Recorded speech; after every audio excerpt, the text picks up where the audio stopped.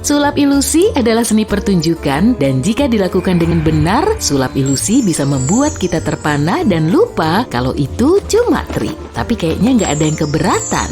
Bagaimanapun, seru rasanya tinggal di dunia di mana sulap terasa nyata meski cuma pertunjukan. Orang-orang sudah menampilkan pertunjukan sulap sejak lama dan ilusionis pertama mulai tampil di masa Mesir kuno, Romawi, dan Yunani. Trik paling terkenal dari masa ini adalah trik cangkir dan bola yang bikin bola menghilang, muncul lagi, berubah warna, dan sebagainya. Tapi jangan kira cuma itu yang bisa dilakukan para pesulap zaman dulu ya. Trik melayang pertama juga sudah ada sejak zaman itu.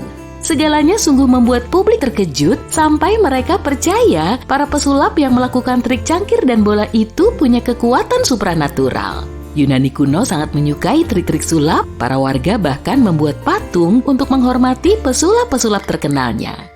Tapi sekitar abad keempat, penilaian publik mulai berubah, orang-orang mulai menganggap trik sulap sebagai ilmu hitam yang berbahaya, dan para ilusionis dari zaman itu mulai dikenai penalti. Tidak aman lagi menjadi pesulap, dan sulap pun menghilang selama lebih dari 1 milenium. Tidak ada lagi yang membuat pertunjukan atau membahas soal sulap secara umum, dan seni itu terhenti selama berabad-abad. Sekitar abad ke-16, sulap bangkit kembali. Orang-orang mulai menampilkan trik-trik sederhana pertama, seperti trik kartu atau membuat objek menghilang. Ini adalah permulaan kedua, buku sulap tertua yang dikenal sekarang, The Discovery of Witchcraft, diterbitkan pada tahun 1584. Buku ini adalah salah satu langkah untuk membantah mitos sulap ilusi sebagai hal yang supranatural dan jahat dengan menjelaskan beberapa trik sulap terkenal secara logika. Seiring waktu, orang-orang tidak lagi tertipu oleh sulap dan seni itu mati lagi. Nah, kalau ku bilang gambarkan seorang pesulap, apa yang ada di pikiran kalian? Seringnya pasti seseorang yang mengenakan jubah dan topi tinggi sedang menarik keluar kelinci dari topi itu tadi. Penampilan pesulap seperti ini yang mengenakan jubah dan topi tinggi dipopulerkan pada abad ke-19 oleh seorang pesulap Prancis, Herman the Great. Tapi trik kelinci yang asli baru pertama kali ditampilkan tidak lama kemudian oleh seorang pesulap Skotlandia, John Henry Anderson. Kamu tahu nggak, di Queensland, Australia, orang dilarang punya peliharaan kelinci. Yap, yang boleh punya kelinci secara legal cuma pesulap dan mereka harus menjalani proses panjang serta menyiapkan banyak dokumen untuk membuktikan profesi mereka dan bahwa kegunaan kelinci itu adalah untuk pertunjukan ke khalayak umum. Barulah mereka diberikan izin dan boleh memelihara kelinci. Kenapa kelinci dilarang? Kelinci nggak begitu diterima untuk menjaga lahan pertanian dan hewan-hewan asli sana. Sekian lama sulap adalah seni jalanan, tapi orang ini, John Eugene Robert Houdin, mengubah sulap selamanya. Dia adalah ayah dari ilusi modern dan dia berhasil membawa seni ini ke panggung-panggung besar teater dengan tampil untuk banyak penonton. Dia juga seorang ilusionis andal dan faktanya pesulap paling terkenal sepanjang sejarah, Harry Houdini, sangat terkesan dengan orang ini sampai menggunakan namanya sebagai penghormatan untuk John Eugene Houdin dengan hanya menambahkan huruf I di ujung nama Houdin. Harry Houdini memulai karirnya sebagai pesulap kartu, tapi nggak lama dia sadar trik ini bukan yang dia sukai. Seperti kebanyakan profesional, pesulap juga harus memiliki spesialisasi tersendiri, satu hal yang mereka senangi, yang paling mereka kuasai, tapi juga sesuatu yang baru yang bisa menyenangkan banyak orang. Dan Houdini menemukannya, yakni menjadi pesulap yang meloloskan diri. Dia senang mengikat dirinya dengan tali dan rantai, menenggelamkan dirinya ke dalam air, menimbun dirinya ke dalam tanah, dan entah bagaimana caranya mampu meloloskan diri dengan sulapnya. Dia bahkan pernah meloloskan diri dari perut makhluk laut yang terdampar. Sejarawan masih belum yakin makhluk apa itu, ada yang menggambarkannya sebagai ikan kura-kura penyu atau semacamnya. Jadi aku nggak bisa ngasih detail lebih rinci soal itu. Makhluk itu terdampar ke pantai dan bangkainya digunakan Houdini untuk melakukan trik sulapnya. Houdini dibelenggu lalu masuk ke dalam makhluk itu. Makhluk itu diikat dan dirantai. Dalam hanya 15 menit, Houdini berhasil muncul lagi di panggung dan monster laut itu masih tetap tertambat rantai. Houdini meminta oksigen tambahan. Dia bilang dirinya hampir mati kehabisan napas karena bau tajam di dalam perut ikan itu.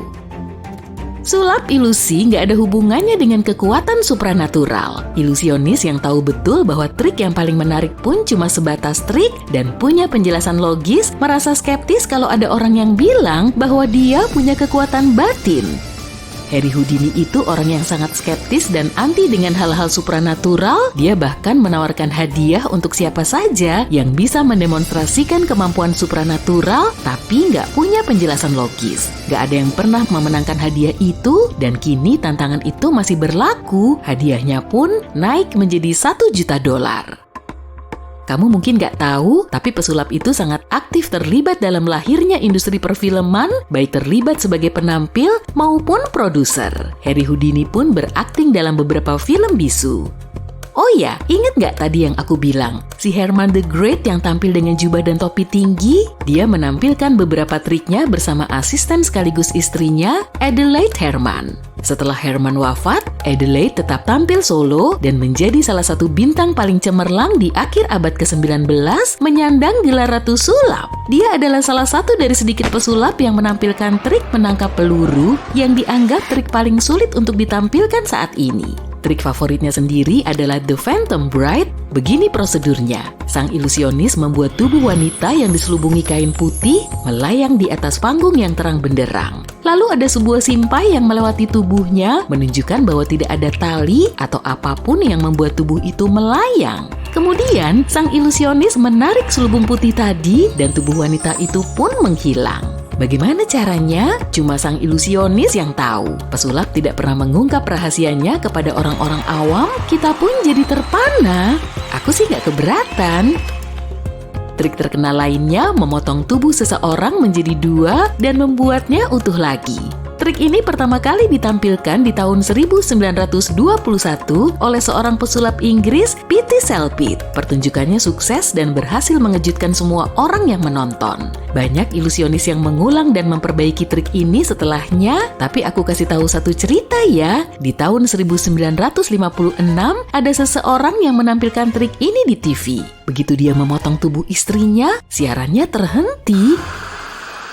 Penonton kaget, mereka pikir ada masalah, maka siaran itu dihentikan. Ternyata semuanya baik-baik aja, siarannya terhenti karena waktu mereka habis dan pemilihan waktunya kurang tepat. Selama abad terakhir, ilusi bangkit lagi. Kini ilusionis profesional bahkan mengadakan penampilan yang lebih spektakuler dengan membuat mobil melayang atau menghilangkan pesawat terbang. Salah satu pesulap paling terkenal masa kini adalah David Copperfield. Yap, nama panggungnya ini terinspirasi dari novel Charles Dickens. Charles Dickens sendiri adalah seorang ilusionis dulunya. David Copperfield juga memulai dengan trik kartu, tapi spesialisasinya itu ilusi besar. Salah satu penampilan paling terkenalnya adalah kabur dari Alcatraz, penjara yang penjagaannya paling ketat, cuma ada satu napi yang berhasil kabur dari sana. Copperfield melakukan itu juga dan belum ada ilusionis lain yang bisa mengulang kesuksesannya. Lalu dia juga pernah membuat sebuah pesawat menghilang. Ini dilakukannya di depan penonton langsung dan diulangi sampai beberapa kali. Di tahun 1980-an, dia membuat patung Liberty menghilang, juga di depan penonton langsung di Pulau Liberty. Dia membentangkan sebuah layar di depan patung itu dan saat layar dijatuhkan, patung itu hilang.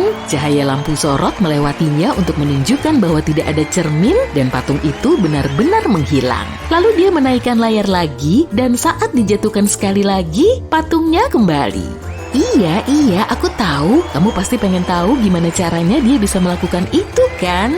Oke, aku kasih tahu ya. Ini pengecualian. Seperti segala hal yang berkaitan dengan sulap ilusi, patung itu nggak menghilang. Patung itu cuma tersembunyi di depan mata, di belakang tower-tower penopang layar.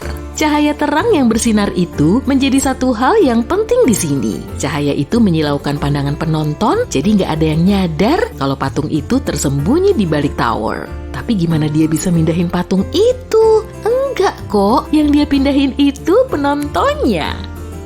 Orang-orang berdiri di atas panggung yang bisa diputar karena cahaya dan musik yang keras. Mereka nggak sadar kalau lagi bergerak dan kemudian ditempatkan lagi ke tempatnya semula. Aku ngerusak pengalaman nonton sulap kalian ya? Maaf ya, berarti kita nggak perlu-perlu banget kan nonton rahasia trik sulap? Kecuali kalau kamu mau jadi pesulap. pesulap bahkan mengucapkan sumpah sebelum pesulap lain mengajarkan trik-trik. Sumpahnya berisi bahwa mereka tidak akan mengungkapkan rahasia trik itu ke orang awam supaya triknya tetap terjaga. Dan ternyata trik sulap itu nggak dilindungi hukum kekayaan intelektual. Jadi kalau ada pesulap yang menemukan trik orisinal, trik itu bisa saja dicuri oleh pesulap lain dan nggak bakalan ada ganjarannya. Jadi hati-hati ya kalau kamu mau jadi calon Houdini atau David Copperfield berikutnya.